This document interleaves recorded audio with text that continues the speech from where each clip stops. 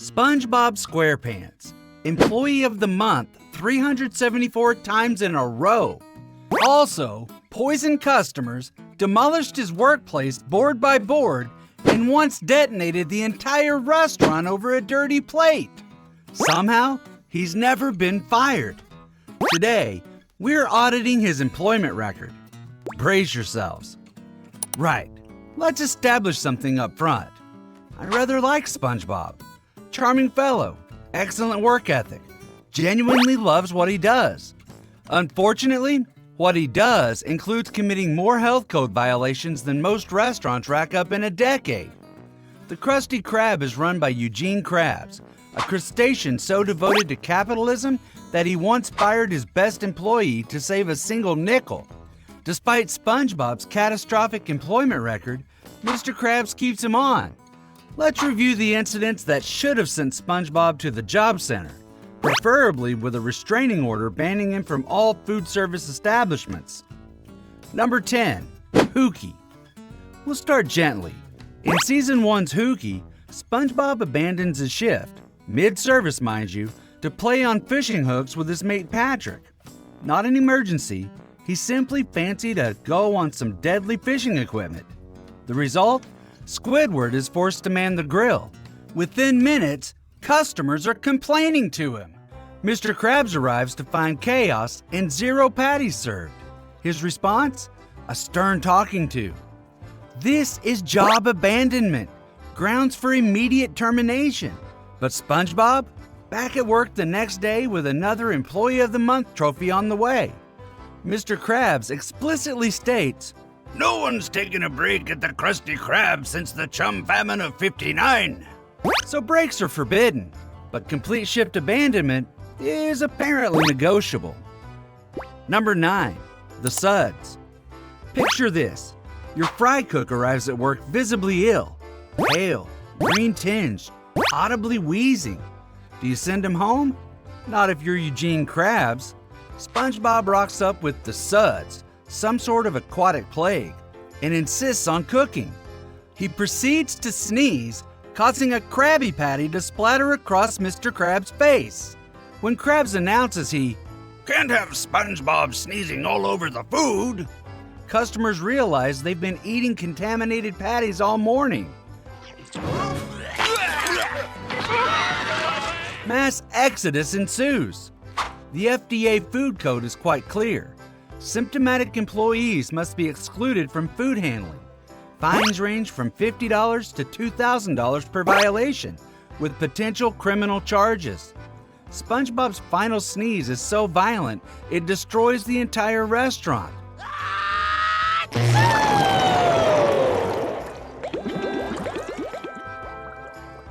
And yet, he's back to work in the next episode. No insurance claim, no investigation, no consequences whatsoever. Number 8. The Krusty Plate. Right, here's a lovely example of proportional response. SpongeBob's washing dishes when Mr. Krabs spots a dirty spot on a plate. SpongeBob can't leave until it's clean. He tries washing it. Doesn't work. What happens next is a masterclass in escalation. He uses a jackhammer, then a bat, then a chainsaw. When those fail, he drives a tank into the kitchen. Say goodnight!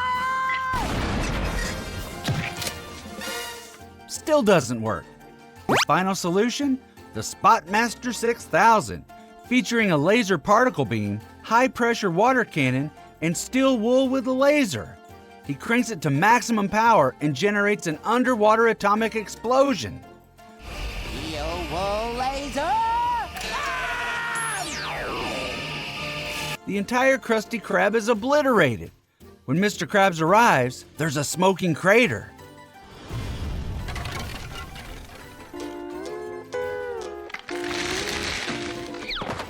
SpongeBob cheerfully shows him the now spotless plate.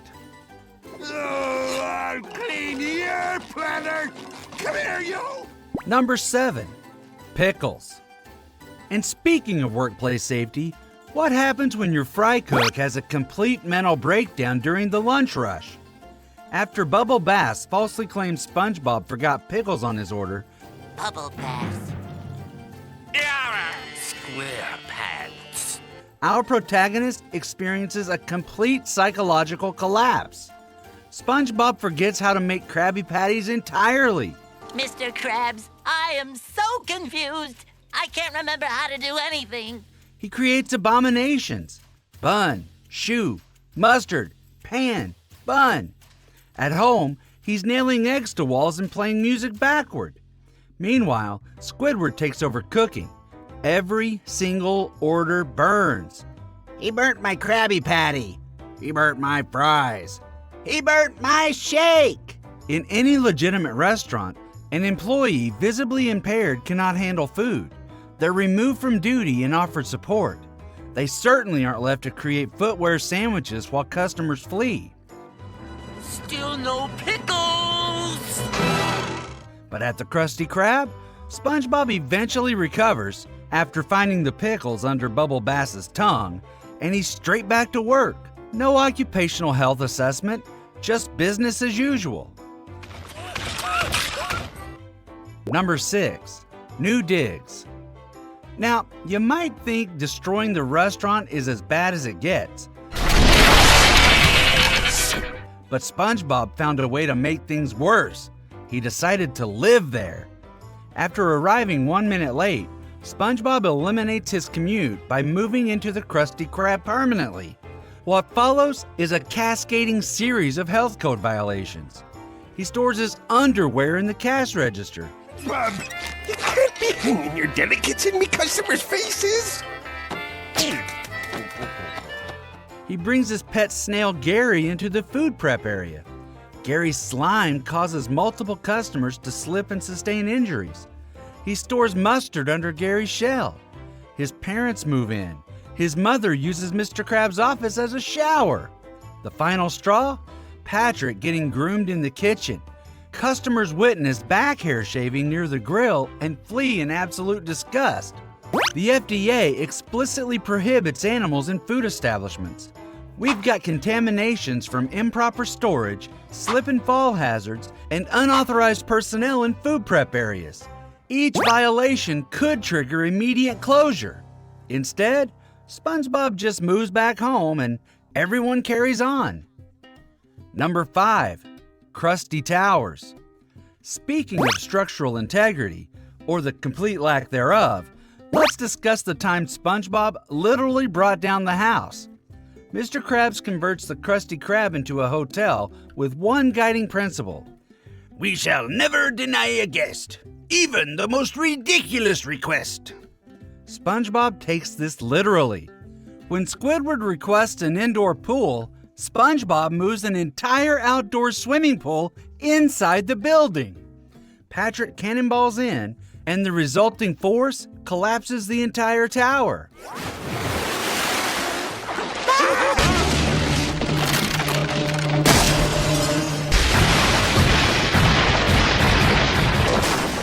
OSHA would have a field day.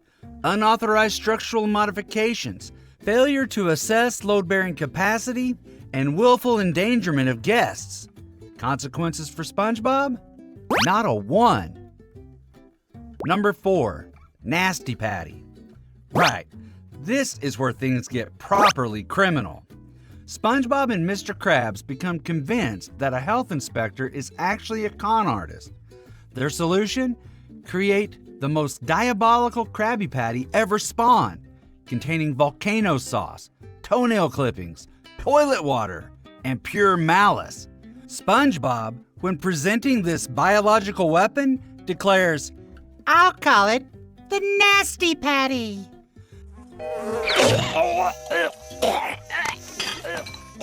That's premeditated food tampering. Under FDA regulations, deliberate contamination is a federal crime. $100,000 to $500,000 in fines and potential imprisonment. The inspector chokes on a fly, not the patty, and appears dead.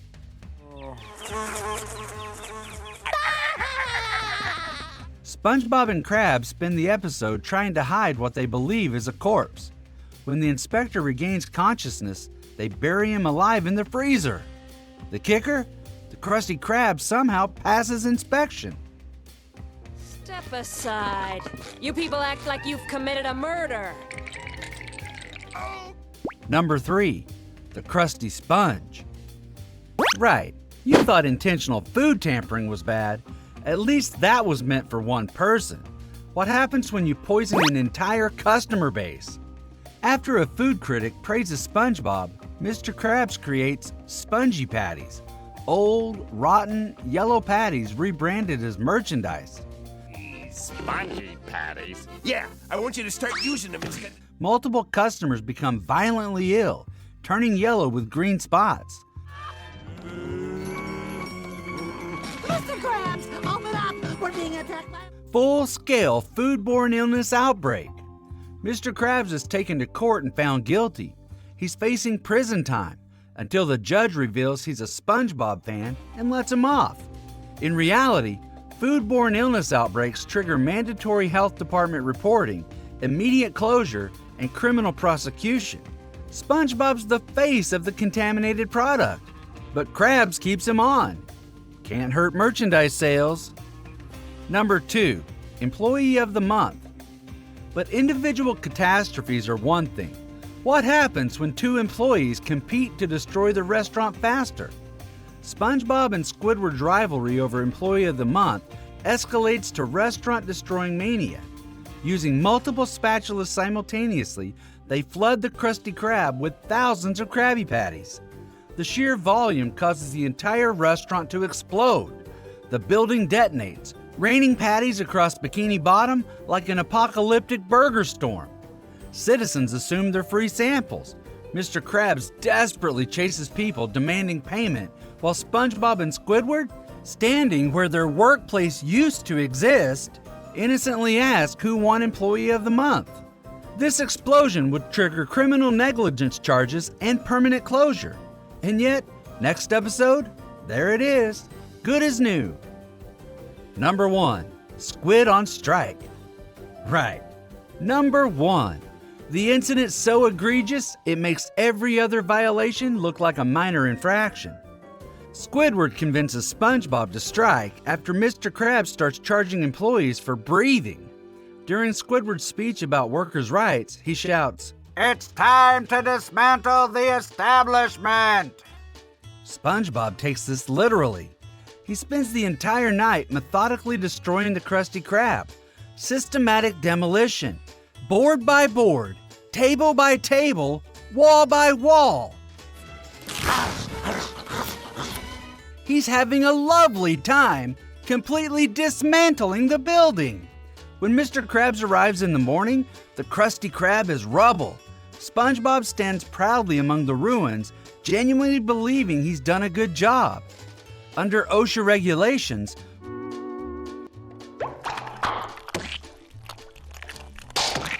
willful violations carry penalties up to $161,323 per violation.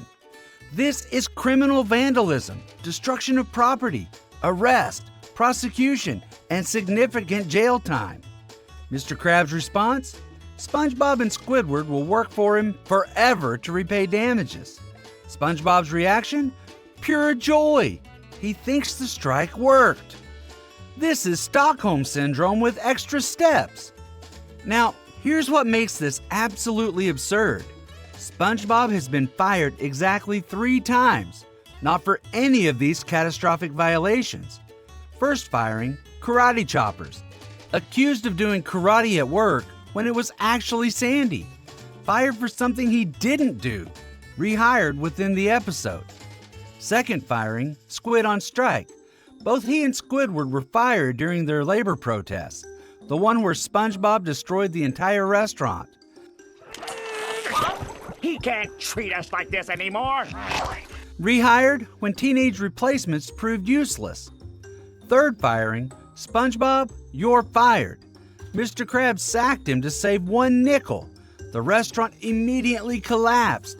SpongeBob was hired and fired from 5 other restaurants in 1 day. So to recap, SpongeBob can explode the restaurant, poison customers, live inside the building, dismantle it brick by brick, and serve contaminated food, all acceptable. But arrive 1 minute late or cost Mr. Krabs a nickel? Sacked on the spot. The man has 374 consecutive Employee of the Month awards. At this point, they're either participation trophies or Mr. Krabs is running an elaborate tax scheme. Look, I understand that the Krusty Krab operates in a unique regulatory environment. Perhaps OSHA doesn't have jurisdiction in Bikini Bottom. Maybe the health inspector is just permanently buried in the freezer. But the cognitive dissonance is staggering. SpongeBob is simultaneously the best and worst employee in fast food history. He's dedicated, enthusiastic, and genuinely skilled when he's not destroying everything around him. The real question isn't why hasn't SpongeBob been fired, it's why does he keep coming back? The man has been exploited, overworked, and forced to repay damages for literally dismantling the establishment. And yet, he loves his job. That's either admirable dedication or a cry for help. Possibly both. If you've enjoyed this workplace audit from hell, smash that like button. It genuinely helps the algorithm recognize quality SpongeBob content. And subscribe to SpongeBob Diaries for more deep dives into Bikini Bottom's questionable employment practices, conspiracy theories, and character analysis that'll make you question everything. Hit the bell so you don't miss the next one. Drop a comment below. Which violation shocked you most? The brick-by-brick demolition or the nuclear plate explosion? I'm genuinely curious. And remember, if your workplace makes the Krusty Krab look professionally run, it might be time to upgrade your CV. Just a thought. Until next time, stay employed, preferably somewhere with actual health and safety regulations.